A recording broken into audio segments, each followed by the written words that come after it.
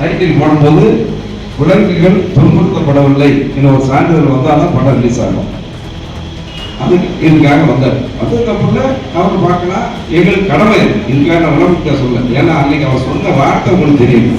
அடுத்து அவர் சொன்ன வார்த்தைன்னா, இந்த ஒரு சமூகத்துக்காக நாங்கள் வாழ்நாள் முழுவதும் உங்களுக்கு நன்றி கடனாக இருப்பேன் என்ற வார்த்தையை சொன்னவர் தான் அவர் மறந்துட்டார். நாங்களும் விஜய் படம் பார்ப்போம், விஜய் படம் பார்ப்போம், ரஜினி படம் பார்ப்போம், அஜித் படம் பார்ப்போம். படத்தை ரசிக்கலாம், படத்தை ரசிக்கலாம், அவ்வளவுதான். இப்ப அப்படிதான் நாடு ஆகிடுச்சு.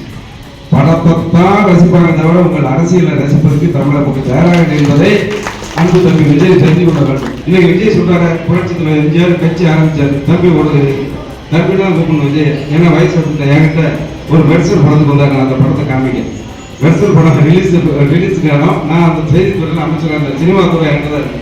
நல்லா கேளுங்க, எல்லா மக்களும் தெரியும். அவன் அந்த படத்துக்கு ஒரு பிரச்சனை வருது. அன்னைக்கு அண்ணன் எடப்பாடியார் முதலமைச்சராக இருக்காரு. இந்த அனிமல் வெல்ஃபேர் போர்டு விலங்குகள் நல வாரியம்னு ஒரு தலைமையிட இருக்கு. சென்சார் போர்டு இன்னைக்கும் சென்சார்ல சிக்கிட்டு கிடக்க போவோம். ஜனநாயகத்துக்கு சென்சார்ல இன்னைக்கு மாட்டிட்டு இருக்க போதில் மெர்சல் ஒரு படத்துக்கு வந்துச்சு. வந்த உடனே இங்க வந்தார், பார்க்க வந்தார். இது ஒன்றும் தப்பு இல்லை, நாங்கள் செய்ய வேண்டிய தப்பு செஞ்சோம். இருந்தாலும் அந்த விலங்குகள் நல வாரியம் அதில் என்ன பண்ணுவாங்கன்னா, நீங்கள் சினிமா நிறைய பார்த்துருப்பீங்க, அது தமிழில் கூட தெரியும். அந்த டைட்டில் போடும்போது விலங்குகள் துன்புறுத்தப்படவில்லை என்ற ஒரு சான்றிதழ் வந்தால் தான் படம் ரிலீஸ் ஆகும்.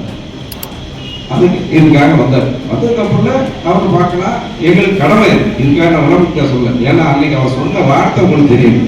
சிறப்பான முயற்சி எடுத்து இரவோடு இரவாக அத்தனை பணியை முடிச்சு திங்கட்கிழமை அந்த அனிமல் வெல்ஃபேர் போர்டை கூட்டி அதில் ஒப்புதல் வாங்கி மறுநாள் செவ்வாய்க்கிழமை அந்த படத்தை நாங்கள் ரிலீஸ் பண்ணி கொடுத்தோம்.